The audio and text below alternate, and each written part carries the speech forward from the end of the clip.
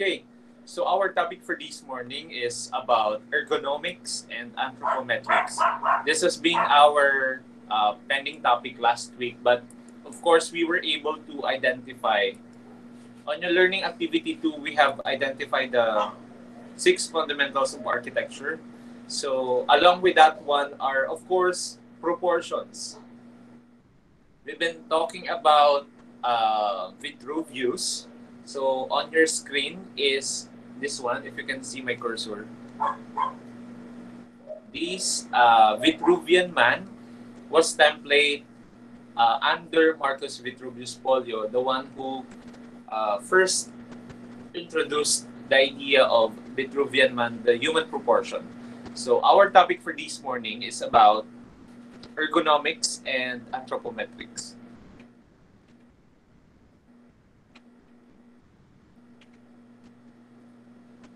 Okay, what is anthropometrics? Jen, Ruby, kindly read.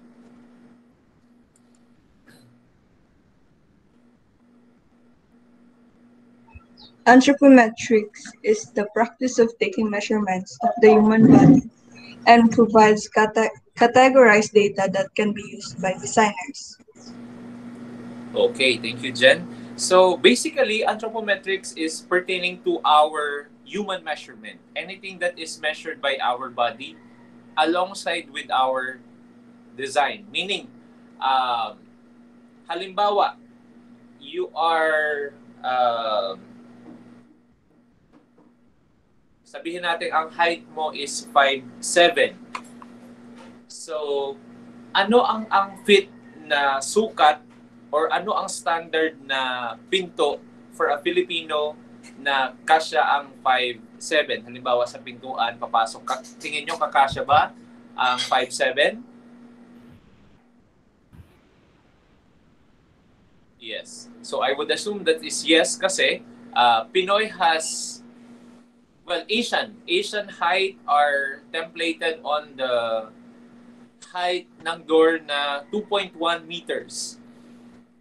However, if you are more likely German or something like on the Western, iba ang anatomy natin. So definitely, magkaiba yung height. So basically, with that one, it has to consider with their design. Okay? Ano pa? Height ng lababo nyo on your kitchen. Pag naghuhugas, di ba? There are standard height of our kitchen sink. Iba, definitely, pag aki pa ang user, iba ang human proportion in accordance with your kitchen sink. So that is about anthropometrics. Yung proportion nyo towards our design. Okay? Next. Measuring for height. Alisa, kindly read. Measuring for height. Anthropometrics helps designers collect useful data, head circumference when designing a safety helmet. In this example, as there is a large variation in size, the designer would need to build some adjustment into the safety helmet design. Okay, thank you. So basically, it is an aid to help designers, aid designers in collecting information such as the head circumference. Say for example, definitely ang helmet, example natin is helmet. Hindi siya ginagawa na basta-basta lang. Definitely it has to fit the user. So in this example, as there is a large variation in sizes, the designer would need to build some adjustments in the safety helmet design. Okay? Lahat. Ano pa? Kindly give me an example at your home that has anthropometrics. Can someone volunteer? Bed. Bed. Okay. Bed definitely has variations of sizes. Thank you, Julian. From the single bed, double, queen size to king size bed. Okay? Ano yung mga usage nun? Definitely, it more likely to deal with kung ilan yung kasya on its width. Ano pa? Dining table, sir. Dining table as per user, correct? Chair po, sir. Chair. All right. Sofa. Ano pa? Stairs, sir. Stairs. Yes, definitely. Because, say for example, your width of the stairs is 1.2. Kayang dalawang tao na magsabay paakyat or pababa. But if the width of the stairs is sabihin natin 0.75 meters, isa lang yung magkakasya doon, paakyat. Because according to the human proportion, a single person, a width of a single person is 0.45. The comfortability is 0.6. So meaning, kayang umakyat, pababa, akyat, and then pababa ang isang tao by just with the width of 0.75 alone. Okay, thank you. Next.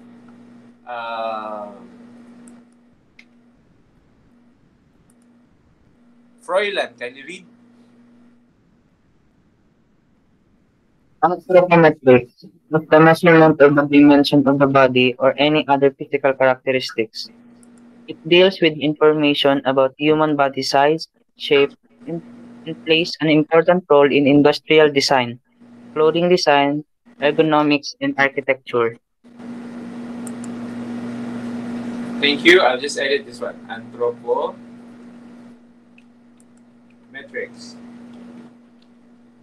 Okay. Thank you, Froilan. So, anthropometrics is the measurement of any of the dimension of the body or any other physical characteristics. Of course, it pertains to how our body size relates to our daily life on comfort and usage, definitely.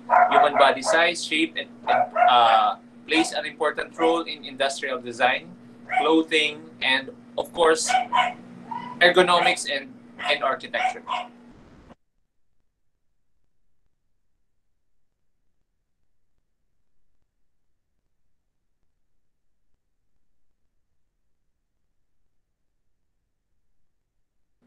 Okay. Kindly read, please. Kirsten. Ergonomics is the science of designing environments and products to match the individuals who use them. It is also known as human factors. Describes the information about humans in working situations. Proper ergonomic design is necessary to prevent repetitive strain injuries which can develop over time and can lead to long-term disability.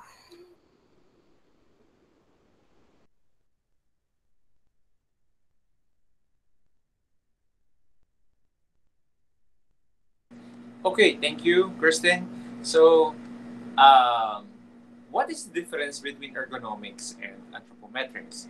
So, ang ergonomics is, of course, according to the screen, ergonomics is the science of designing environments and products to match the individuals who use them. It is also known as human factors, describe the information about humans in working situation. Proper ergonomic design is necessary to prevent repetitive strains, injuries. Okay. So, ano yung difference ng dalawa? Sabi dyan, ang ergonomics daw is how our design fit. Ibig sabihin, using anthropometrics, human proportion, human body usage, paano dinidesign ang isang, say for example, furniture along with the human proportion. So, that is the essence of ergonomics. So, it somehow solved the issues on, say for example, pag halimbawa, nagdo-drawing ka, you are doing your drawings with your, on your dining table rather. Sabihin natin, wala ka pang drafting table, walang naka-incline table. You've been doing your plates on dining table. So definitely, may discomfort yun. Say for example, you've been doing your plates for 5 hours. Di ba masakit na sa likod? Makulog na siya sa likod, so it has discomfort. Rather than, if you're doing your plate on your drafting table that is proportionate, ergonomically, you are fine with it, comfortable.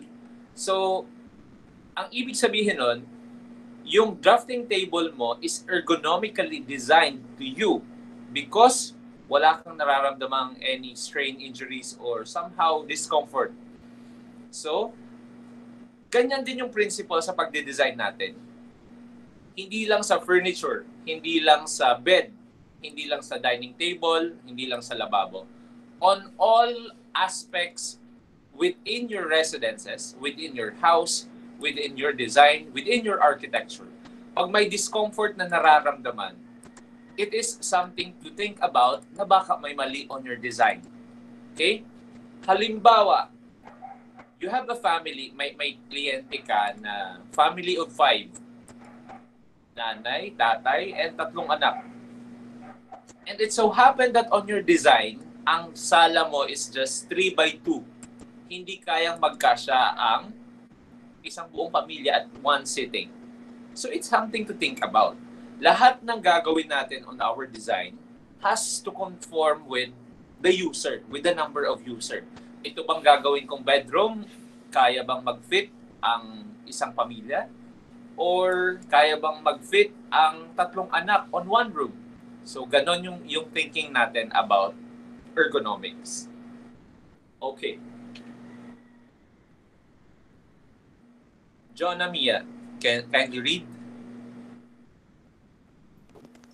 When designing your product, you must be aware of it. Fit. Must fit the person in the design for. For example, adults and children come in different shape and size. Is there a way to make a chair which is suitable for both age groups? This is what we need to think about as a group to decide. It takes account of the worker capabilities and limitation in speaking to ensure the task, equipment, information in the environment suit each worker. Okay. Can I ask someone kung ano yung pagkakaintindi nito? Luis, can you interpret this one on your own words?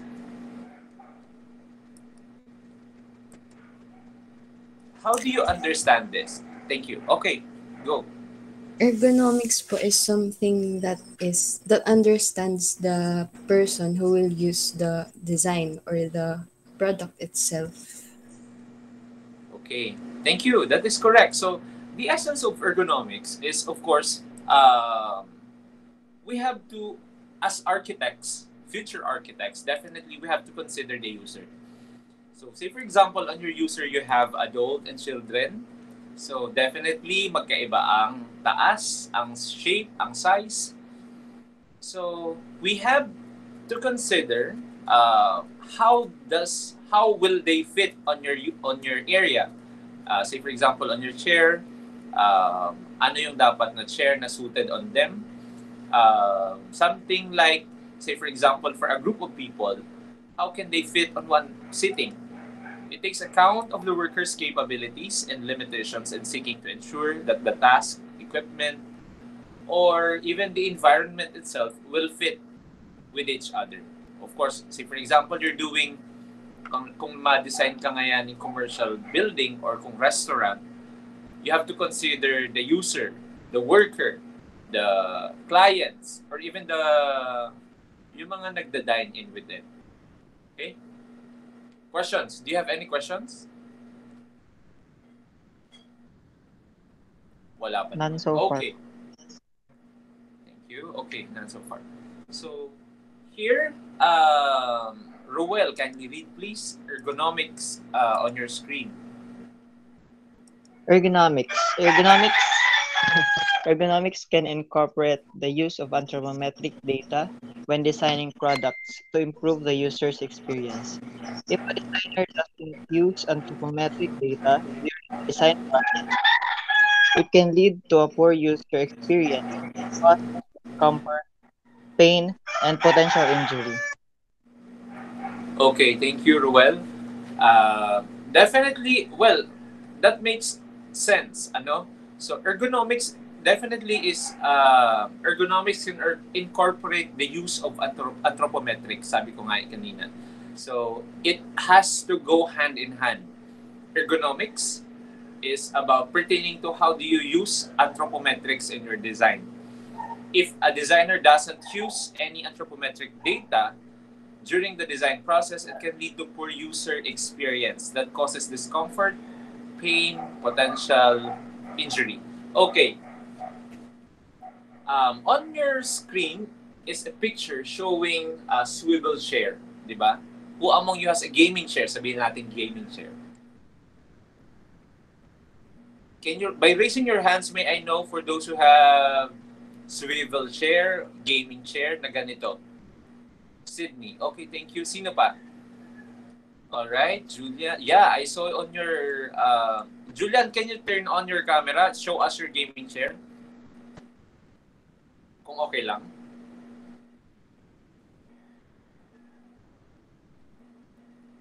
Pwede ba?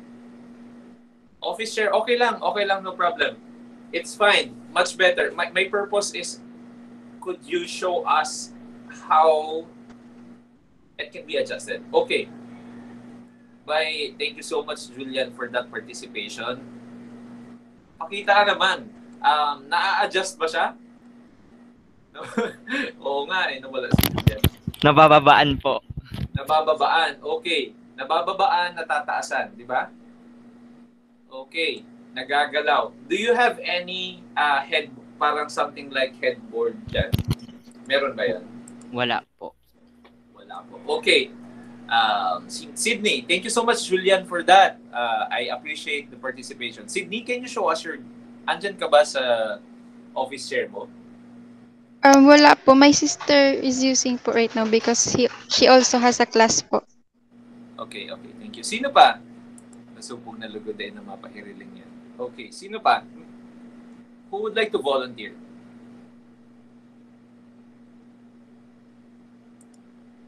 Okay, wala na. Okay, the essence of asking is that, sabi ni Julian kanina, nabababaan yung kanyang office chair. So the point of ergonomics, lately with the advancement of technology, definitely, yung mga, do you know IKEA? May I know who knows IKEA? Yes po. Okay, IKEA, yeah. Migs, thank you. Yeah, Migs pala has a setup. Can you show us your setup, Migs? Do you have a chair there? I don't have, sir. Huh? Monoblock gaming, sir. Okay. But you have your parang condenser microphone set up, no? Yes, sir. Okay. Also, that can be an example, okay? So, unahin natin yung swivel chair, office chair.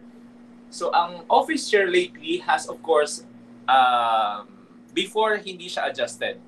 Ngayon, there are various types of swivel chair that has adjustments. May armrest na adjust yung height. Kasi,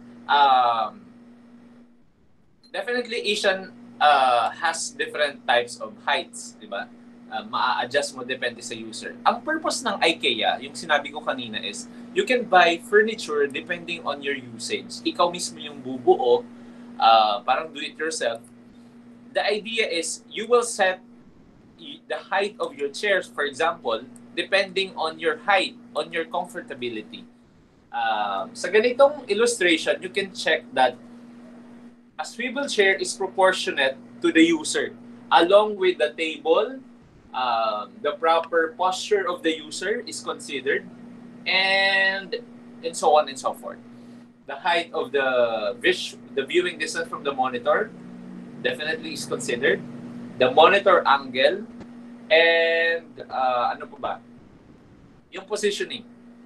Alam ko there are slouching cases, like you tend to slouch on your gaming chair or on your chairs because of somehow parang medyo pagal na nga ni in doing your stuff.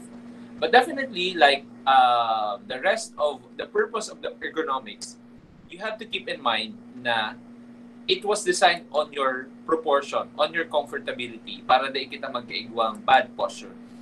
So make it a habit that use a proper ergonomically designed chairs when doing your plates. That mas importante sa akin in doing your plates, or at least on, say for example, you are attending the classes, make sure to have a good posture. Okay? Not to mention yung mga nasa bed pa, okay? While on your beds. Okay? Next. Mary Joy, kindly read, please. Ergonomics. Ito na po, sir. Yes, po.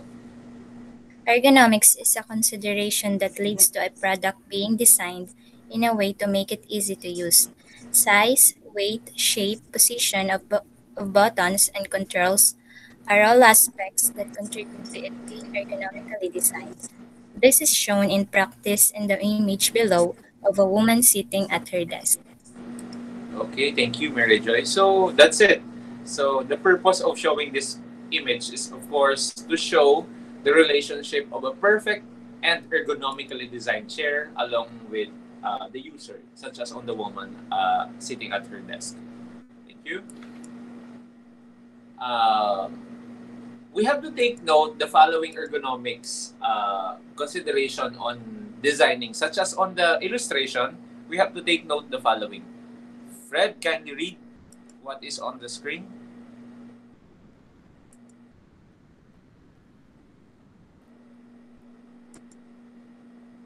Fred Moore, are you there ba? All right. Okay.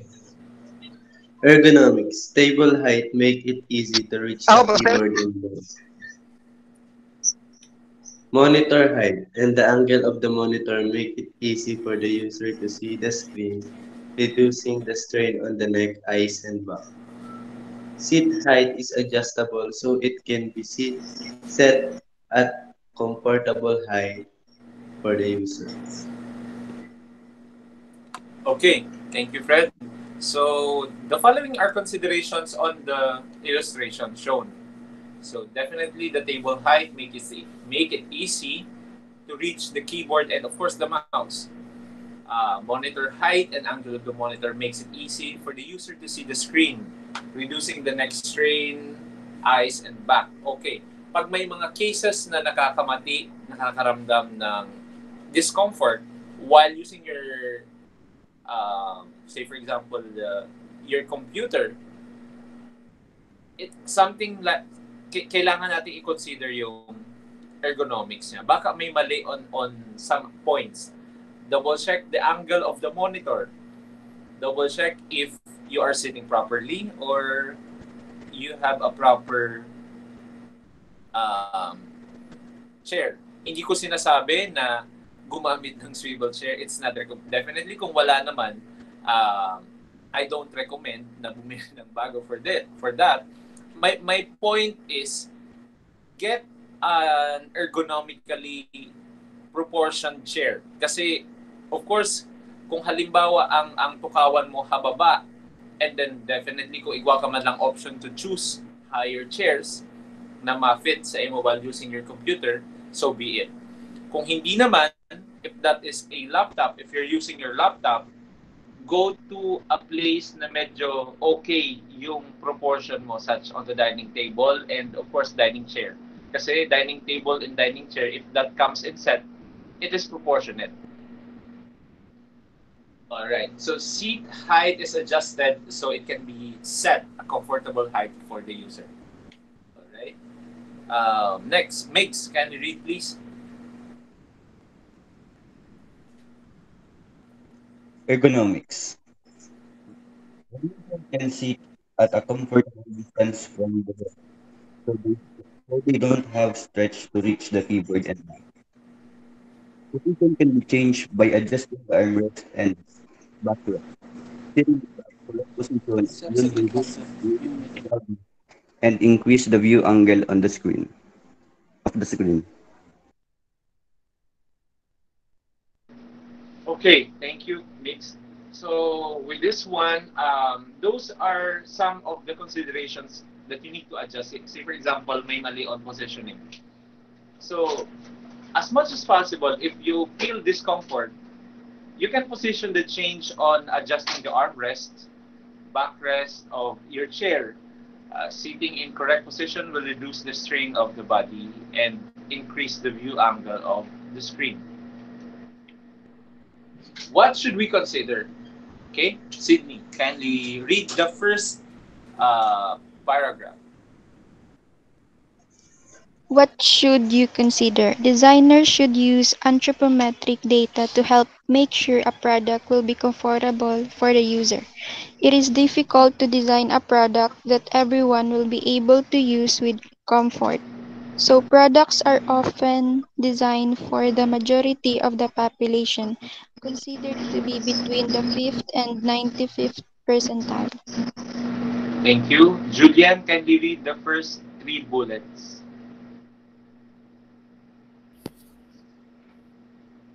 The fifth percentile are the 5% of people who are smaller in size. The 50th percentile are the people of average size. And the 95th percentile are the 5% of the people who are larger in size. Okay, thank you, Julian and Sydney. With this one, we have to consider the following percentages. Gamitin na natin ang average of like the mean and least and then of course yung pinaka at least greatest. So 50% ng percentile of people is average size. So kung ang user mo, definitely we have to think, say for example, Pinoy. Asian people.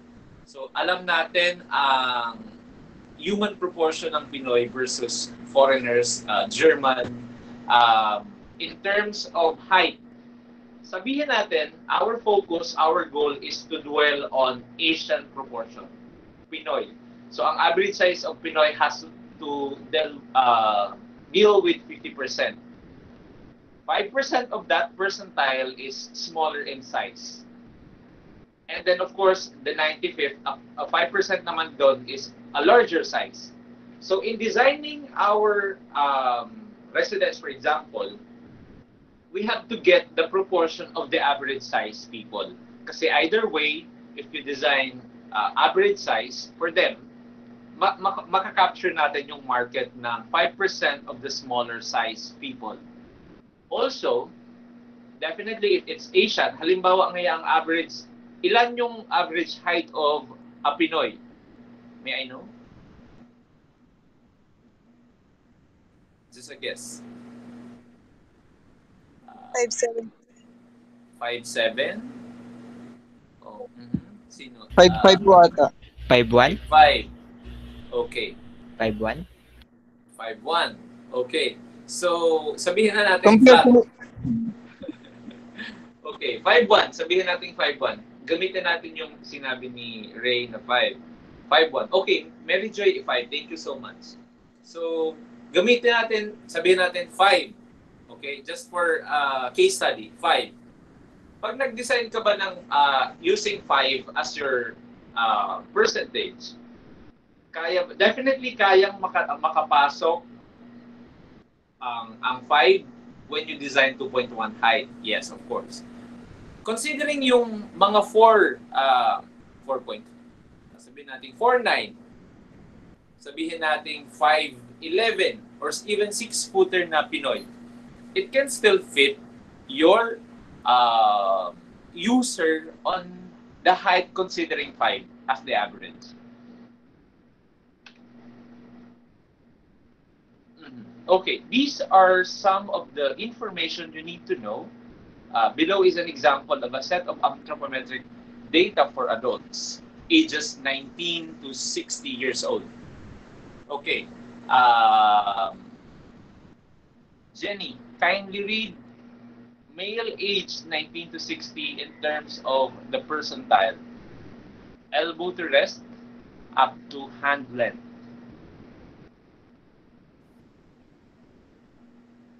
Elbow to wrist length.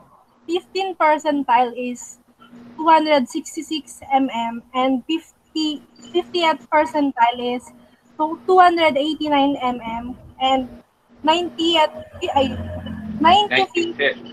Yes. 95th percentile is 316 mm. Forearm to hand length is 50th percentile is 446 mm, while the 50th percentile is 480 mm, while the 95th percentile is 504 mm. Hand breadth is 50th percentile is 85 mm, 50th percentile is 90 mm, and 95th percentile is 98 mm.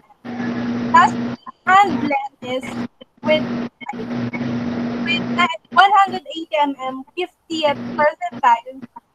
50th percentile is 192 mm. 95th percentile is 211 mm. Thank you, Jenny. So, with regards to the female age 19 to 60, kindly read. See, I like to. Kiel, can you read, please?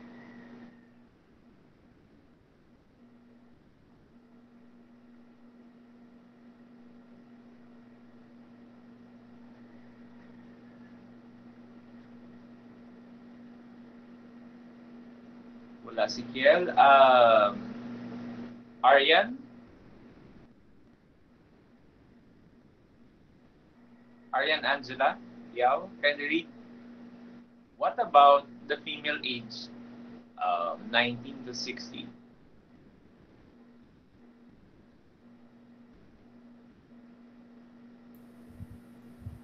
Female age 19 to 60, elbow to wrist length, 50th percentile is 237 mm, 50th percentile is 262 mm, 95th percentile is 283 mm. Forearm to hand length is 406 mm, 50th percentile is 442 mm, and 95th percentile is 482 mm. Hand breadth is in 5th percentile is 71 mm, 50th percentile is 78 mm, and 95th percentile is 85 mm. Hand length is 165 mm, 50th percentile is 179 mm, and 198 mm. Okay, thank you, Jenny and Aryan, for reading this. So basically, these are some of the anthropometric data that we need, or at least familiarize with, in terms of designing. Say for example, you're doing chair. We have to consider the following: arm length, wrist length, hand length, and of course, the entire elbow to wrist length. Okay, so ayun. So example, we have here an example on how do we consider the following percentile. Okay, sino bang hindi ko natatawag?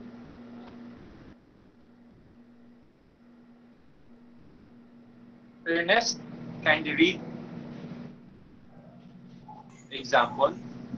Example, a designer is designing the stop button for a machine, which must be able to be pressed quickly and easily with the whole palm of the hand by the majority of the population. Using the table above, what is the minimum size the emergency stop button should be? The handbreadth data from the both tables provides the lowest fifth and highest 95th French style data. This is the lowest is equals to 71 millimeter for female and highest is equals to 98 millimeter for male. Okay, thank you so much, Ernest. So here is an example of how do we consider the percentile of user to your design. Okay, a designer is designing an emergency stop button for a machine which must be able to be pressed quickly and easily with the whole palm of the hand by the majority of the population. Using the table above or on, what is the minimum size of the emergency button that should be? So here, the hand breadth data from both table, we have to provide the lowest fifth and the highest 95th. So lowest is 71 for the female and the highest is 98. So asan yun? So if you take a look at that, sa table, sabi dyan, lowest is 9, ilan yun? 71, highest is 98. So for the female, 100 is 71, so andito siya. And then the male, of course, with the 100 of the male, that is 98. Kasi definitely, we will be considering both female and male users. So considering this one, in terms of designing, ang pinakamadaling example nito, sabihin na natin hindi siya stop machine, button for a machine. Sabihin natin ATM machine. Who among you uses ATM? By raising your hands. Who among you has an experience in using ATM? Kindly raise your hands, please. Okay. Okay, thank you. Sa mga hindi pa nakakagamit but definitely nakakita, may I know by raising your hands?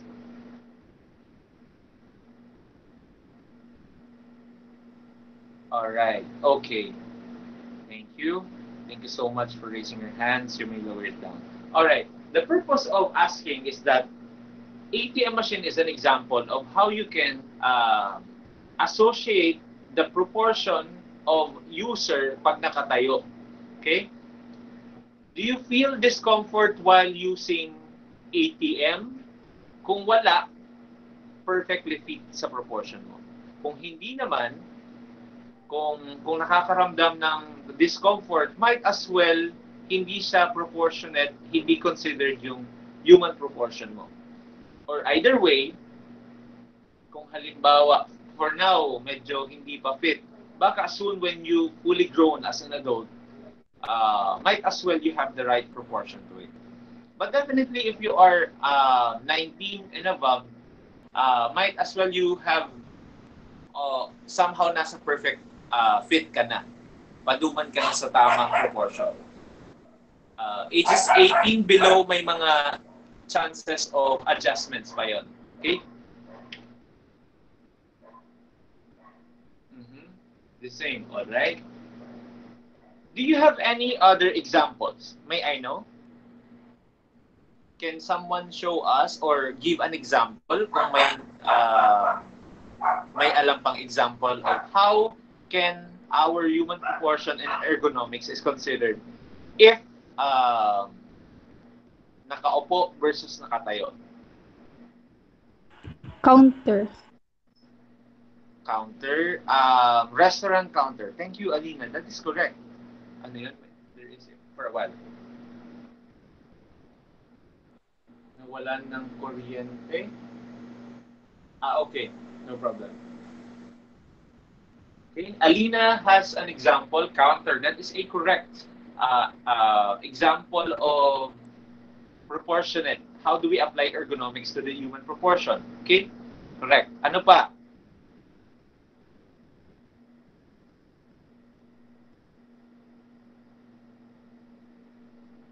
Sink sa CR po sa kada mall. Okay. Also, correct din yun kasi naka-proportionate din sa atin. Halimbawa, pag sink on your CR, proportionate ba yung distance ng faucet pag ino-open mo versus when you are using it na medyo nakadungog or nakayuko. So, halimbawa, the example is gamitin nating association ng faucet. Okay? Faucet has come with different design. Do you know Gooseneck Faucet? Okay, hold on for a while. I'll show you what is a Gooseneck Faucet para naiintindihan yung sinasabi ko. Yeah, okay. Thank you, Mary Joy. But for the information of everyone, allow me to show what is a Gooseneck Faucet.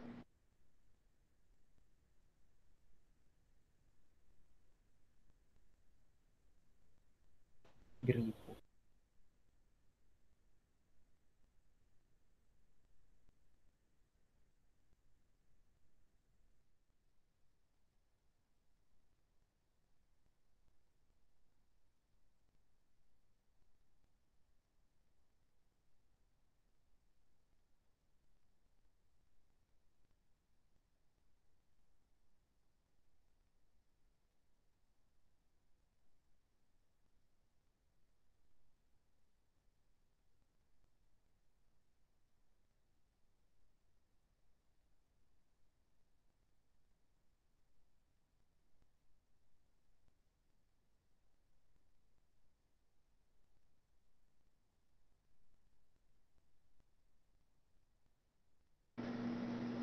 Ayun.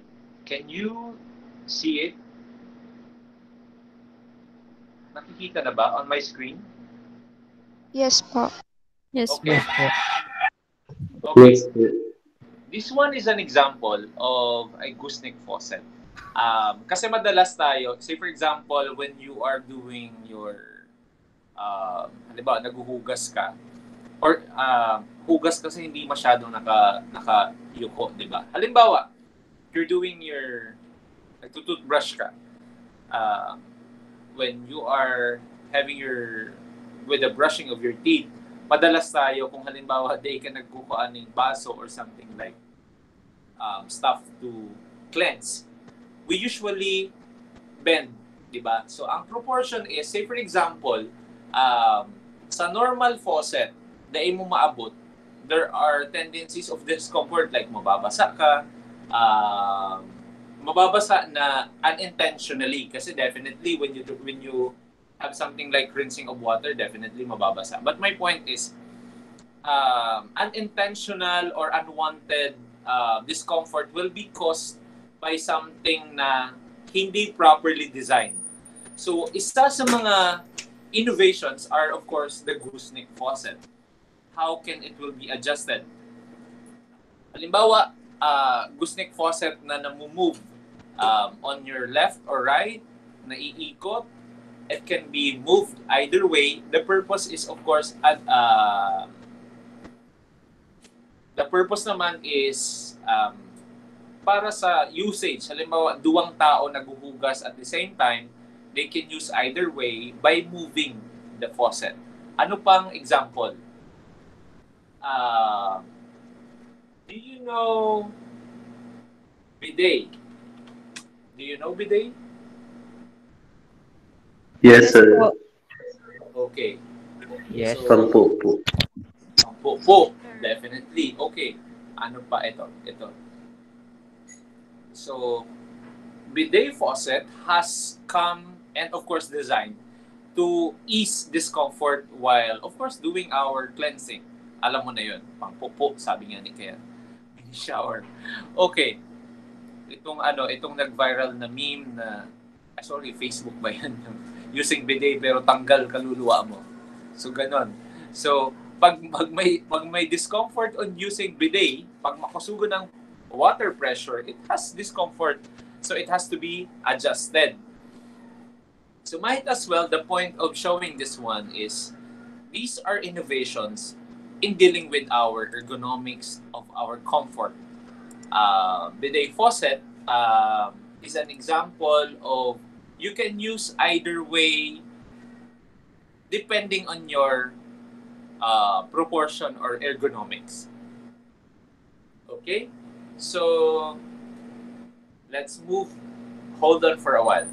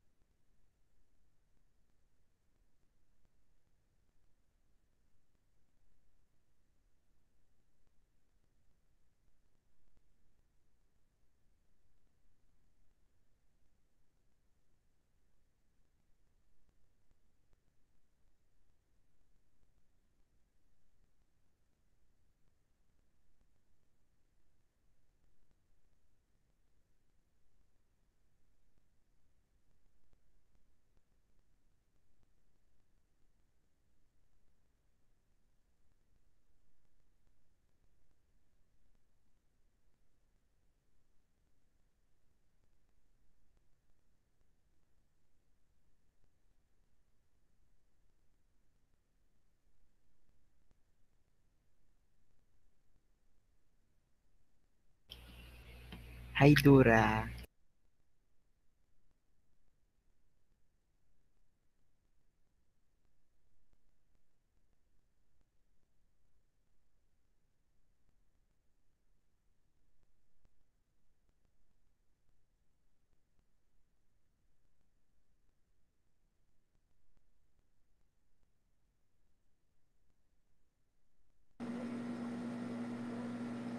Okay.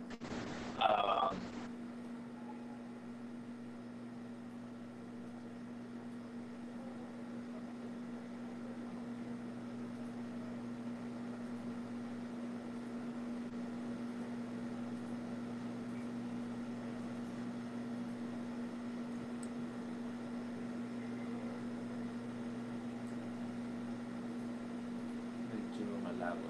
Okay. Here is an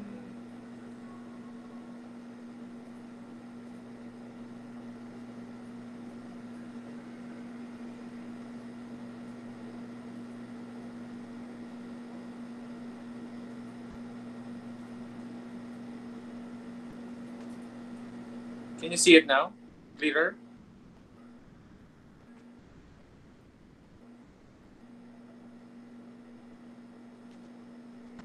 Julian, can you Yes, confirm sir. if clear? Okay, Fred, thank you. Yes po. Okay, I am showing you the difference between anthropometrics and ergonomics. Okay.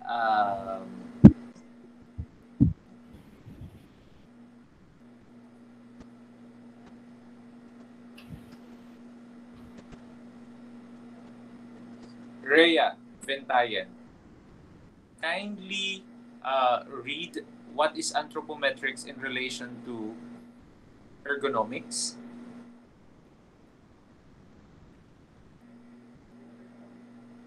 Rhea Rose Ventayan.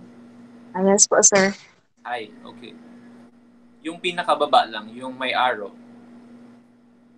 Anthropometrics measurements gathered statically recorded sizes average measurements determined.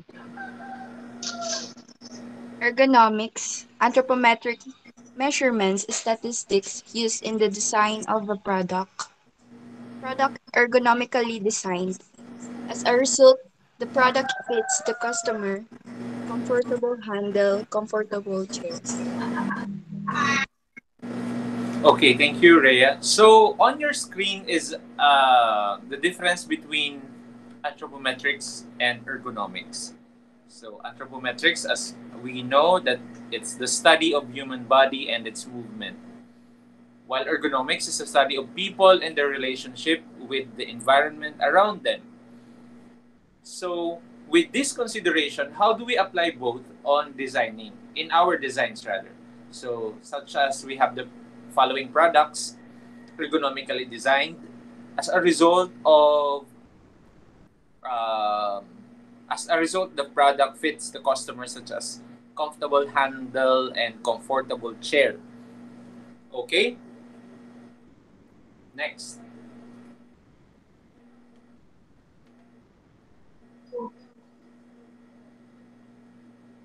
Alright, so coming to design, alright. Diane Religioso, kindly read please. So we need to think about light, smell, noise, moisture, and the temperature of the environment which it will be used in. As we are making it from cardboard, we need to think about the conditions of the cardboard, like what will happen if the chair is left out for a long time? What will happen to the cardboard? Will it break or will the cardboard go wet or soggy? Okay, thank you, Diane. So, in terms of considering the following, ergonomics, we have to think about, of course, the light, smell, noise, moisture, and any other considerations within your environment. Um, we are pertaining to an activity na sabi dyan, cardboard, need to think on the conditions of like what will happen if ang chair is magsag.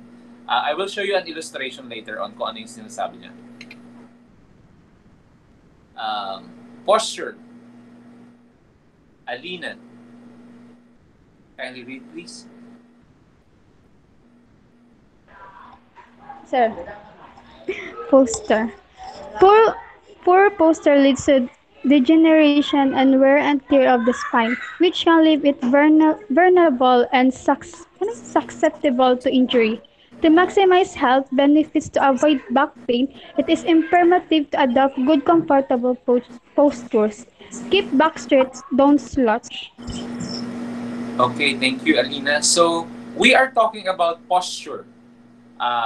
Definitely, ang isang issue na isinisettle or ang ina-amend of having an ergonomically designed, such as chairs and any other ergonomically designed products, are, of course, to lessen discomfort, such as on your posture. Poor posture leads to degeneration and wear and tear of the spine. We know that. Who among you knows scoliosis? Sino bang may mga scoliosis dito? Wala naman. Kung wala, okay, very good. We don't recommend you to have it. Kasi ang madalas na sakit ng isang ARCI or mga nararamdaman ng ARCI student are, of course, scoliosis. Scoliosis has become parang naging common kasi yung posture nga yung iniingatan natin. So apart from being able to consider on your design, I am also giving this as an eye-opener that you have to at least be consistent on your proper posture kasi baka later on mag-50 ka mo may mga scoliosis na ka mo. So my point is we need to at least consider posture. We have, where am I? So sa spine, which can leave it vulnerable and susceptible to injury. So that's the tendency of having poor posture if you are having something like a poor posture that may be vulnerable and susceptible. To maximize health benefits, to avoid back pain, it is imperative to adopt good, comfortable postures. Keep back straight, do not slouch. Okay, tips. Avoid, Jose, kindly read.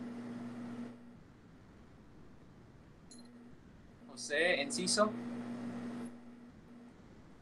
What should you consider Avoid static and awkward postures, twisting and leaning to one side, leaning forward, slouching and letting the lower back flatten, reaching with arms outstretched. Okay, thank you, Jose. So we have to avoid static and awkward posture. Twisting and leaning to one side is, of course, is not recommended.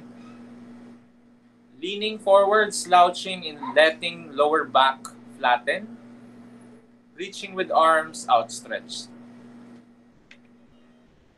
These are tables that has been very comfortable or sorry advisable on our height, on our width, and proportion to our furniture.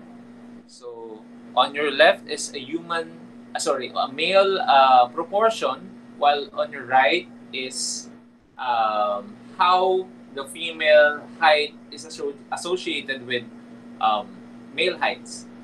Okay.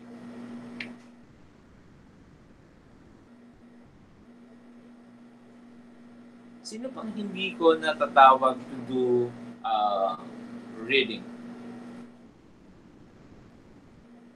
Parents po. Terence. Terence, can you read?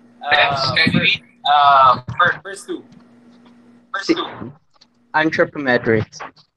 Sitting is the most frequent body posture.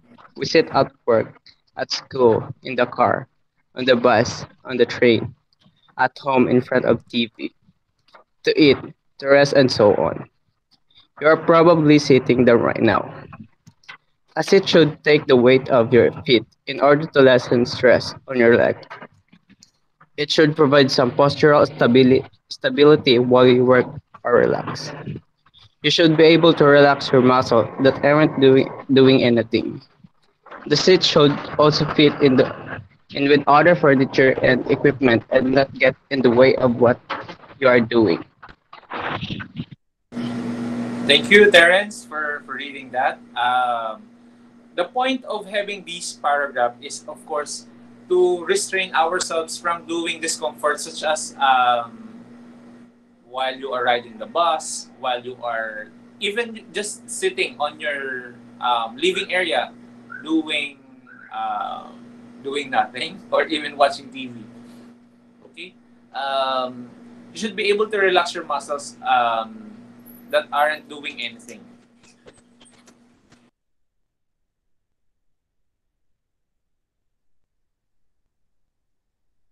Okay, so thank you. So next on my slide is the type of seats.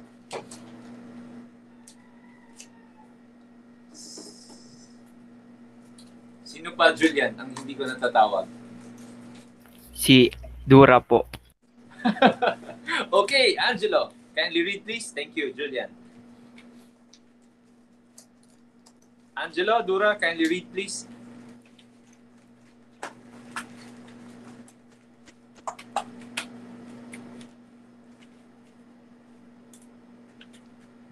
Wala ata. Are you here?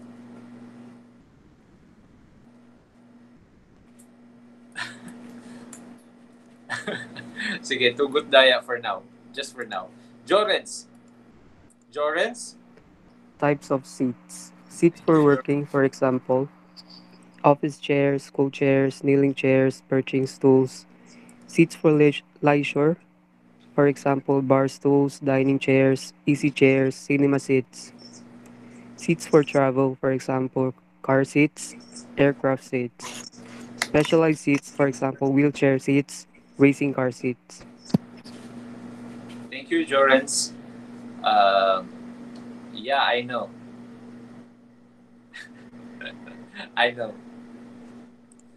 But tugot daya for Angelo. Okay? So, we have the following seats. Ang pinaka-basic example, ang nararamdaman nating usage ng ergonomics for in the real world is seats. Alam natin yon. So, we have seats for working. your office chair, your school chair, supposedly kung face-to-face, we know school chairs. Kneeling, such as in churches, perching stools. We have also bar stools sa mga nagluluwas or sa mga naka-experience ng bar. We have the stool, the high-barred stool, dining chairs, easy chairs, cinema. May bukas na bang cinema ngayon? Wala pa. So, who among you experienced cinemas before? Of course. May I know by raising your hands? Yeah, okay. Cinema seats. Yan. Alright, thank you. Good thing. Reason for asking, kasi mas okay na may experience tayo in what we are studying. Kasi importante sa RK is experiential. If you weren't able to see at least, kindly make time for you to at least observe kung ano yung mga sinasabi natin or research at least. We have specialized seats such as wheelchair, racing car seats. Let's take wheelchair as an example. It is proportionate in terms of how it will be used by the user, such as sabihin nating differently abled person cannot walk. So he or she must be capable on manipulating the wheelchair itself by himself or herself. So yung mga adjustments sa sides and then sa front, it was proportionate on his own. Alright.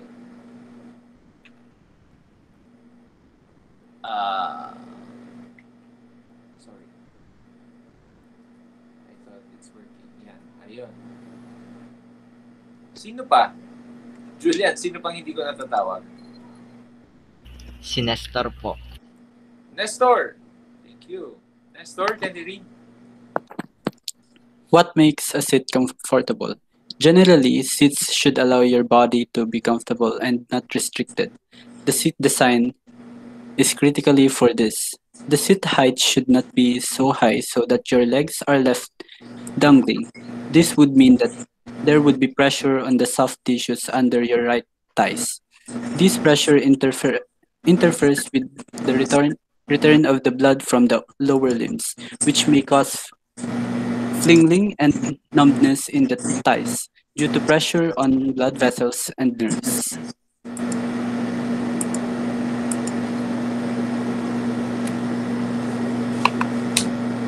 Okay, thank you, Nestor. So you have to take note of the following because our activity is related to this. Okay, our learning activity is related to this. Are you ready for the next learning activity?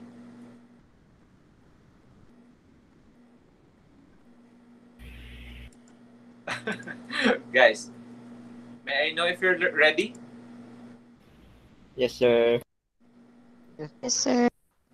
Okay. Kinda, sir. Hopefully you're ready with this one because this activity is good for 2 weeks. Our activity, learning activity number 2 is good for 2 weeks. So this is 3 and 4. So medyo mataas-taas to. Sabihin natin 10% per learning activity. Halimbawa 10 points for each learning activity. This is 20 points. Okay? We will be discussing later. Okay? So, we have to consider the following considerations in terms of how do make a seat is comfortable. What makes a seat is comfortable. Number 1, the height should not be so high that your legs are left dangling, meaning nagkukurokuyakoy. You know what I'm talking about?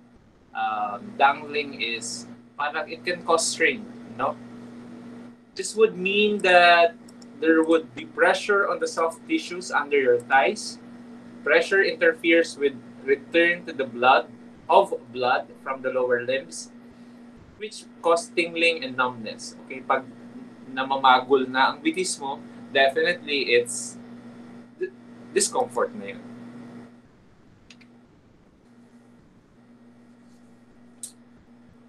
Okay, sino pa? Julian? Raymira? Okay, Angelo, Balatan. Angelo, can you read, please?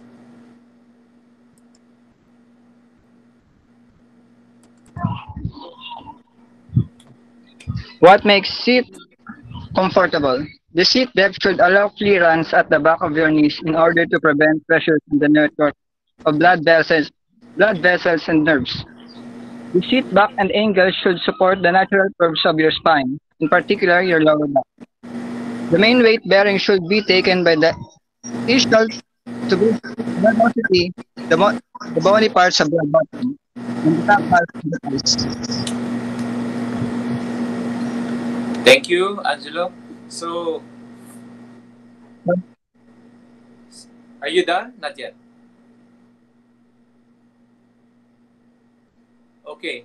So, the following are considerations again for how do we design a seat na komportable to us. So, the seat depth should allow clearance at the back of your knees in order to prevent pressure on the network of blood vessels and the nerves. The seat back in the angle should support the natural curve of your spine, in particular with your lower back. Okay? Kasi ang madalas na experience or discomfort sa tukawan or sa chair are, of course, the back pain, the lower back pain. Okay? The main weight bearing should be taken by the ischial tuberosity or the bony part of your bottom and then the top half of the thighs. So, an example on your screen is a type of chair. This is, by the way, very popular. This is a type of chair designed by an architect, master architect. On your theory of architecture, you will be encountering Ludwig Mies van der Rohe. Ludwig Mies van der Rohe is a master architect, famous in architecture, with lots of architectural landmarks he has designed. But one important contribution by Ludwig Mies van der Rohe is the Barcelona Chair. Ano yung Barcelona Chair? It's a type of chair that has considered ergonomics, perfect proportion of the user. Nakakita na ba kayo ng ganito? At least type, kaparehas. Or naka-experience makaupo on type of seats like this? Meron na? Kaparehas lang. Okay. Definitely yung kaparehas na yon was templated on Barcelona Chair by Ludwig Mies van der Rohe. He was the one popularized the type of design. Ang daming imitation. Do you know Kenneth Cobenfue? Do you know Kenneth Cobenfue? Have you heard about him? No, sir. No po. Familiar? Okay. I'd like to show you baka ma-familiarize kayo. Kenneth Cobenfue. Okay. Kenneth Cobenfue is a Filipino furniture designer. He is who among you watches PBB, Pinoy Big Brother? Alam ko lahat. Before nung may ABS pa. Okay. Yeah. Okay. PBB uses one of, I don't know kung anong edition, but Kenneth Cobenfue's furniture was shown or exhibited sa one of the seasons of PBB. Pakita ko ang isang example of his work.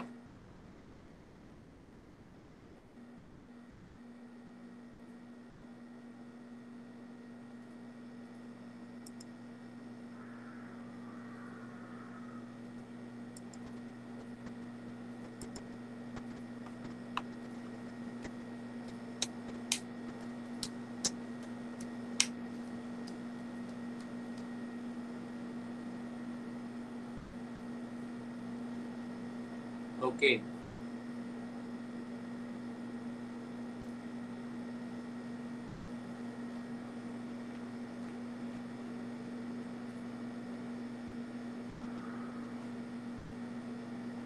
sabihin natin ito. Okay.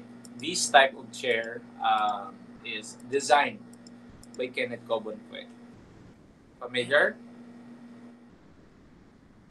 Hanap pa tayong iba. Okay. Ano pa ba? Kenneth Cobenfue furniture. Ito, ang daming imitations ng gumagawa nito. Even Nagas, I think I've seen lots of imitations. Nakakita na kayo ng ganito? Yes po. Okay. Yes. So Kenneth Cobenfue's work has come with different variations of chairs na madalas na i-imitate because it is somehow aesthetically pleasing. Okay? Ito siya. This is Kenneth Cobenfue. So he is a furniture designer.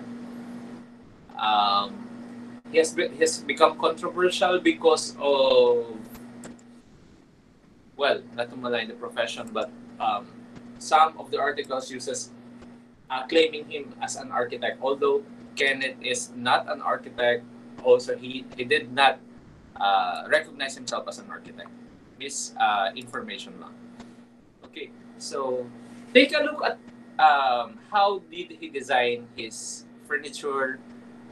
How do he considers proper proportion or ergonomics while considering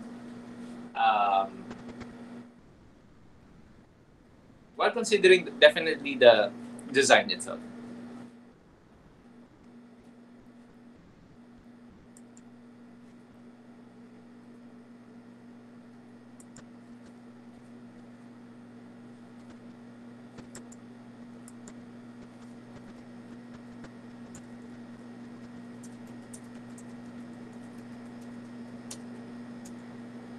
Okay.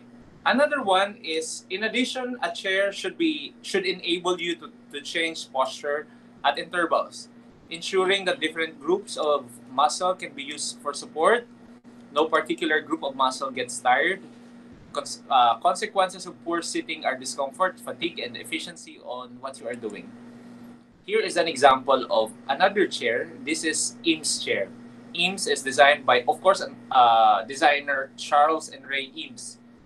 Eames chair is also familiar in architecture. Okay, I have here a laboratory activity, although this is not yet our activity. This is an example of, this design is simple and yet effective. It is called Finish It Yourself. Idea is created in 2007 from the Grass Studio by David Grass, based in the Netherlands, nominated for the Dutch Design Awards. Dimensions of the chair is 30 by 44 by 48 centimeter. This is made of cardboard. Okay, so using a cardboard, he was able to formulate a type of comfortable seating. Reference, you can take a look at that particular reference, by the way. On your screen is a website showing his works. Baka makatabang while doing your learning activity number 3. Okay? Yan. So, cardboard lounge yung tawag. Cardboard lounge is a full-size easy chair made from heavy-duty corrugated cardboard. You assemble the chair yourself by simply sliding the parts together. Parang Lego. Bubuuhin. So, buo-buo na siya. This ensures very strong construction without the use of any glue. The ergonomic shapes of the chair makes for a comfortable sitting without the need for upholstery. Upholstery is, of course, yung cushion. The cushion of the type of seats. Ganito yung ginawa. So the laboratory 2 is made of cardboard, the lounge. Of course, it's like parang cutting made of karton and cardboard used on within your area, within your reach. So, say for example, use grocery box, karton ng ano bang mga famous carton. Basta yung brown boxes. Okay. Questions before our learning activity number 2? Wala na? Okay, are you ready? Because our learning activity 2 is designing your own study chair or designer chair. Study chair does not necessarily mean accompanying with a table. So that is anything that is comfortable with you. Our designer chair activity number 3 and 4, because that is week 4, week 3 and 4, good for 2 weeks. You will design your own designer chair that will be used for study or at least comfortable sitting. Using modeling clay, cardboard, or any alternative material available at your area, design your study chair considering your ergonomics, meaning ang sukat nyo ang gagamitin natin. Size may depend on you based on usage. Ang size na sinasabi ko is the miniature model size magmamatter sa inyo. Say for example, okay, let me turn on my camera. Okay, hold on for a while, I'll get a sample.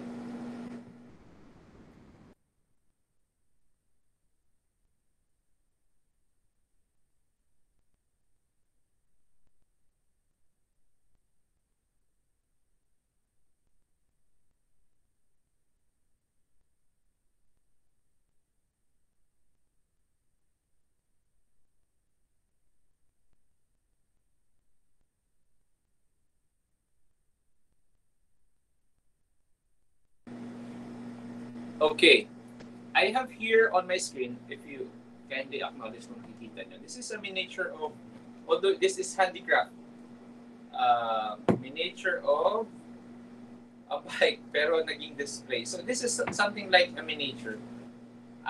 For your designer chair, my requirement is at least, halimbawa, height of kasing taas ng cellphone.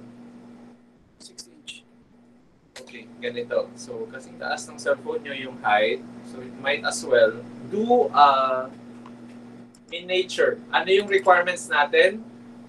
You can do sketches on your sketch pad. You will be dealing with sketches with dimension. Halimbawa, on your screen, you've been doing arrow na style of a chair. How will it affect on your dimension? Sketch yun, and then the 3D model, the first week, this is our first week, the week 3, and then on week 4, you will be, wala pang title block. This is just a learning activity. Ang title block natin will be implemented on major plate. So, ang kailangang isubmit on week 3 is the sketches muna. And then on week 4 is the actual miniature model of the chair. Do you have any questions? Clarification?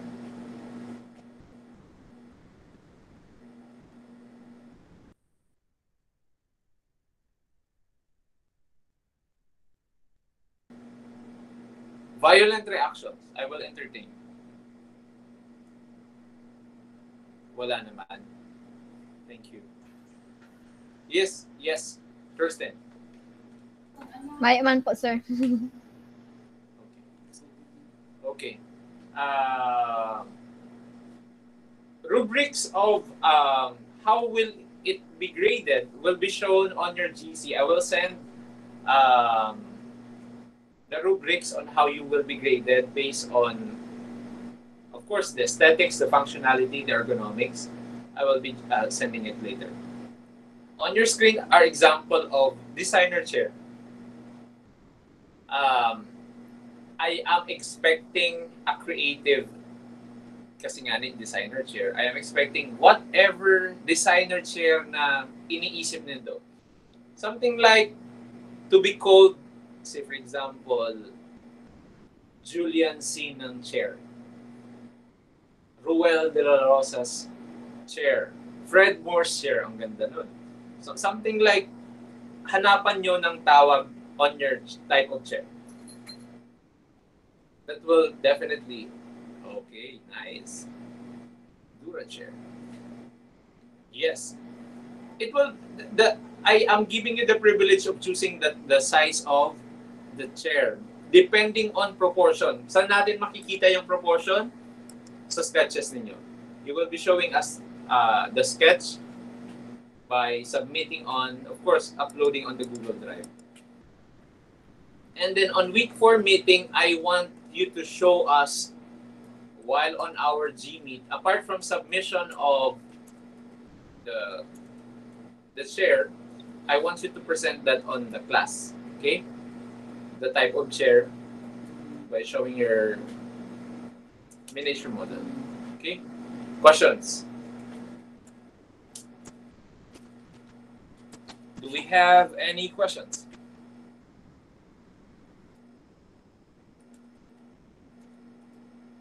Okay, I'll stop the sharing while you are thinking about your questions.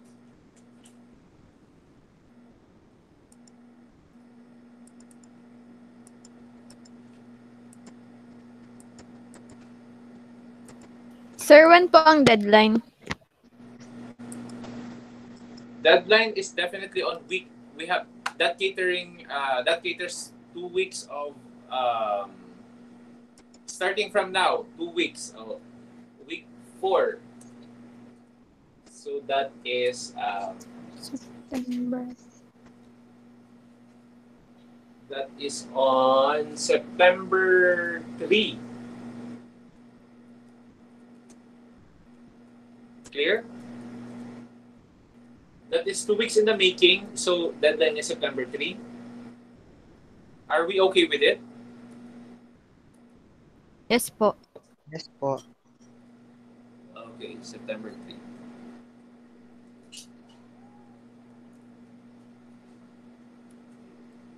Okay. Any other questions?